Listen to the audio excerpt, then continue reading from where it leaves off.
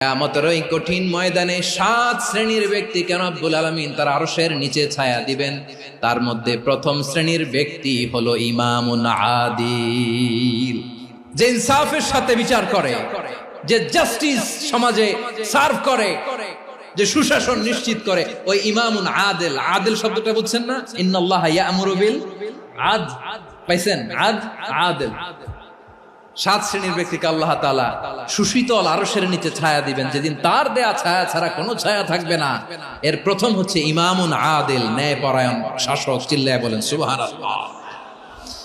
আবার বিশ্বনবী বললেন, ইন্নাল মুকসিতিনা ইনদাল্লাহি আলা মানাবিরা মিন নূর আন ইয়ামিনির রহমান। কিয়ামতের দিন যারা ন্যায় পরায়ণ হিসেবে আল্লাহর সামনে দাঁড়াবে, কিয়ামতের দিন রব্বুল আলামিন তার আরশের ডান দিকে ওই ন্যায় পরায়ণ লোকদের জন্য আরশের ডান দিকে একটা